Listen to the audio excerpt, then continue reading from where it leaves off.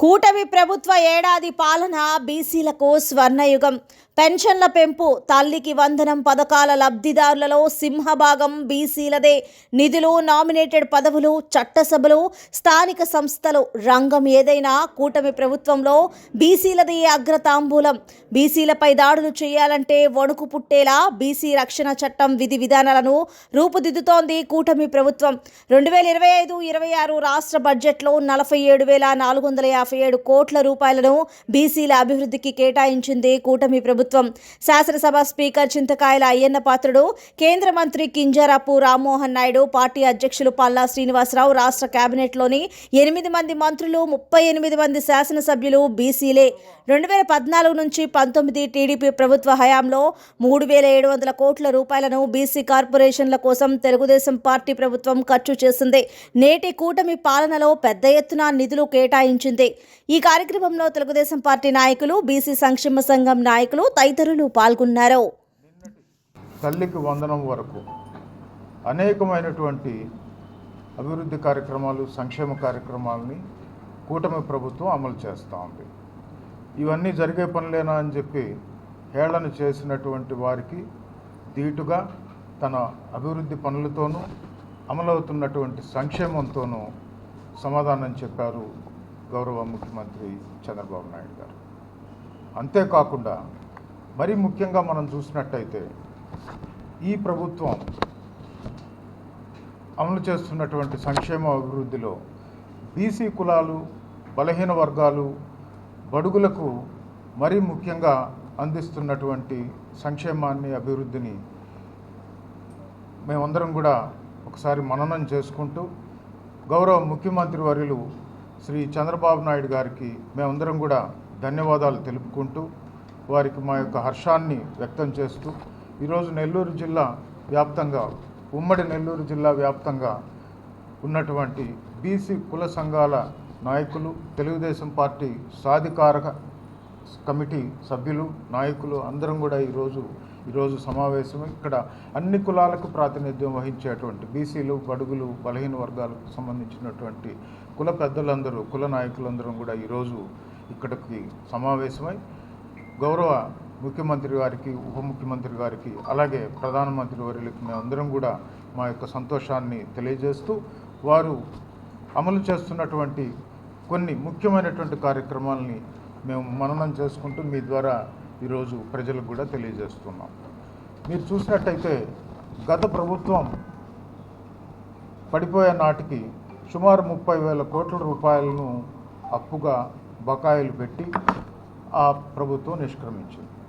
ఇంతటి లోటును కూడా పూరించుకుంటూ వారికి ఉండేటువంటి అనుభవం, ఆయనకు ఉండేటువంటి విజన్తో ప్రతి హామీని, ఆయన ఇచ్చినటువంటి ప్రతి హామీని బాబు గ్యారంటీ, షూరిటీతో నుండి మనం తీసుకుంటే సూపర్ 6 పథకం అమలవుతున్న తీరు మనం గమనిస్తే ఇందులో ప్రధానంగా సామాజిక పెన్షన్లు కానివ్వండి, అట్లనే తల్లికి వందనం కానివ్వండి, ఈ స్కీముల్లో ప్రధానంగా లబ్ధి పొందుతున్నటువంటిది బీసీ కులాలు, బలహీన వర్గాలకు సంబంధించినటువంటి ప్రజానీకమైన బీసీలకు తెలుగుదేశం ప్రభుత్వంలో, కూటమి ప్రభుత్వంలో స్వర్ణయుగంగా కనిపిస్తూ ఉంది. ప్రధానంగా మనం చూసినట్టయితే ఈరోజు బీసీలకు గత ప్రభుత్వంలో 26 మంది బీసీలను హత్య గావించబడ్డారు. 750 మంది బీసీలను అక్రమ కేసుల్లో, తప్పుడు కేసుల్లో పెట్టి జైళ్లకు పంపించున్నారు. సుమారు 2,500 మందికి పైగా బీసీలపై దాడులు చేశారు. సో ఇవన్నిటినీ దృష్టిలో పెట్టుకొని బీసీలకు రక్షణగా ఉండే విధంగా ఒక రక్షణ చట్టాన్ని ఈరోజు అమలు చేస్తూ ఉంది మన కూటమి ప్రభుత్వం. అంతేకాకుండా బీసీల అభివృద్ధికి, సంక్షేమం కోసం ఈ యొక్క బడ్జెట్లో, ఈ సంవత్సరం బడ్జెట్లో సుమారు 47,457 కోట్ల రూపాయలను కేటాయింపులు జరిగింది. ఇంత పెద్ద భారీ ఎత్తున నిధుల కేటాయింపు బీసీల భద్రత కోసం గతంలో ఏ ప్రభుత్వం కూడా పెట్టలేదని చెప్పేసి ఈ సందర్భంగా తెలియజేస్తున్నా. ఇదొక రికార్డ్ అని చెప్పి కూడా మీకు తెలియజేస్తున్నా. అంతేకాకుండా బీసీలకు పరిపాలనలో ముఖ్యమంత్రి గారితో పాటుగా రాష్ట్రం అభివృద్ధిలోనూ పరిపాలనలో కూడా కీలకమైనటువంటి భూమికను ఏర్పాటు చేశారు గౌరవ ముఖ్యమంత్రి వర్యులు. ముఖ్యమైనటువంటి మన స్పీకర్గా శ్రీ అయ్యన్న పాత్రుడు గారిని నియమించారు. అలాగే కేంద్ర మంత్రిగా రామ్మోహన్ నాయుడు గారిని నియమించినారు. దాంతోపాటుగా 8 మంది బీసీలకు మంత్రి వర్గంలో చోటు కల్పించి కీలకమైనటువంటి శాఖలను అప్పగించినారు. ఏదో ఇచ్చిన మంత్రివర్గంలో అన్నట్టు కాకుండా చాలా ముఖ్యమైనటువంటివి రెవెన్యూ వంటి కీలకమైనటువంటి శాఖలను కూడా ఇచ్చి ఈరోజు రాష్ట్రాన్ని ప్రగతి పదంలో నడవడంలో బీసీల భూమిక చాలా ఉంది అనే విధంగా ఇచ్చినారు.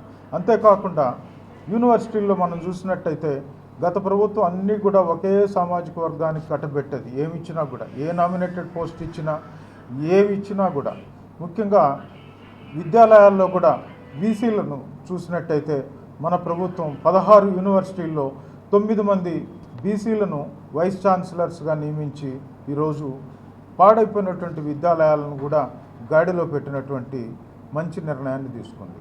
స్థానిక సంస్థల ఎన్నికల్లో మనం చూసినట్టయితే బీసీ రిజర్వేషన్ను 20 నుండి 34% పెంచడమే కాకుండా చట్టసభల్లో కూడా బీసీలకు 33% ప్రాతినిధ్యం వహించేలాగా ఉండేలాగా తీర్మానాన్ని చేసి కేంద్రానికి పంపించడం జరిగింది. మరి ముఖ్యంగా మనం చూసినట్టయితే 4,20,000 మంది బీసీలకు తన యొక్క ఆదరణ పథకం ద్వారా అత్యాధునికమైనటువంటి పరికరాలను అందించేటువంటి కార్యక్రమాన్ని చేపట్టి దీనికోసంగా ప్రతి ఏటా సుమారు 1000 కోట్లను ఖర్చు పెట్టే విధంగా కూడా ఈరోజు ప్రభుత్వం నిర్ణయం తీసుకుంది. దీంతో పాటుగా మత్స్యకార కుటుంబాలు ఏవైతే ఉన్నాయో వారికి జీవో నంబర్ 207 రద్దు చేస్తూ మత్స్యకారుల సేవలో అనేటువంటి పథకం క్రింద వేట నిషేధ వృత్తిని 20,000కు పెంచినటువంటి ఘనత కూడా కూటమి ప్రభుత్వానిది అని చెప్తున్నాను. అట్లే నాయి బ్రాహ్మణుల విషయానికి వస్తే 25,000 రూపాయలకు వారికి పెంచడం జరిగింది పారితోషికం. ఇది కూడా ఒక మంచి నిర్ణయం. చేనేత రంగాన్ని విషయానికి వస్తే జిఎస్టీని కూటమి ప్రభుత్వం రద్దు చేసి పవర్ లూమ్స్కు 500 యూనిట్లు, హ్యాండ్లూమ్స్కు 200 యూనిట్లు ఉచిత విద్యుత్తును అందిస్తోంది. బీసీలు అంటే కేవలం ఓటు బ్యాంకు రాజకీయాలకి చూపించినటువంటి గత ప్రభుత్వానికి భిన్నంగా బీసీలు అంటే ఈ దేశానికి, రాష్ట్రానికి వెన్నెముకలుగా గుర్తించినటువంటి పార్టీ తెలుగుదేశం పార్టీ. సంక్షేమాన్ని అటు అభివృద్ధిని 2 కళ్ళుగా జోడించి తీసుకుంటూ సూపర్ 6 అమలే లక్ష్యంగా కూటమి ప్రభుత్వం సూపర్ 6గా ఈ ఏడాది పాలనను గడిపింది. బీసీలు, బడుగులు, బలహీన వర్గాల పెన్నిదిగా చంద్రన్నని ఈరోజు మేము కొనియాడుతూ వారు ఇదే విధంగా తన యొక్క పరిపాలన రాబోయే 4 ఏళ్లలో ఆ పైన రాబోయేటువంటి సంవత్సరాల్లో కూడా బీసీలకు వెన్నుదన్నుగా నిలవాలని చెప్పి మేము కోరుకుంటున్నాం. ఈ ప్రభుత్వం బీసీలకు కూడు, గూడు, నీడ, ఆదరణ, ఉపాధి, విద్య, వైద్యం అందించడంలో ఒక లక్ష్యంగా తీసుకొని ముందుకు పోతూ ఉందని చెప్పి కూడా ఈరోజు మీ ద్వారా తెలియజేస్తున్నాను. చంద్రబాబు నాయుడు గారి యొక్క అనుభవం, విజన్, అదేవిధంగా నిబద్ధత, అభివృద్ధి కాంక్ష కలిగినటువంటి ఉప ముఖ్యమంత్రి శ్రీ పవన్ కళ్యాణ్ గారు తోడుగా వికసిత భారత్ లక్ష్యంతో తన ఉక్కు సంకల్పంతో మోడీ గారు జోడీగా ఈరోజు రాష్ట్ర ప్రభుత్వం ముందుకు పోతూ ఉంది. మరీ ముఖ్యంగా బీసీలు, బలహీన వర్గాలు, అణగారినటువంటి వర్గాలకు వెన్నుదన్నుగా ఉంటుంది. రాష్ట్ర భవిష్యత్తుపై మా అందరికి కూడా కూటమి ప్రభుత్వం తన యొక్క ముద్రను మా బీసీలకు, వెనుకబడిన వర్గాలకు వెన్నుదన్నుగా ఉండి మరింత అభివృద్ధిని మేము చూడబోతున్నామని చెప్పి సందర్భంగా తెలియజేస్తూ వారి ప్రభుత్వానికి మేము మనస్ఫూర్తిగా ధన్యవాదాలను తెలియజేసుకుంటూ సెలవు తీసుకుంటున్నాం. నమస్తే. జై హింద్.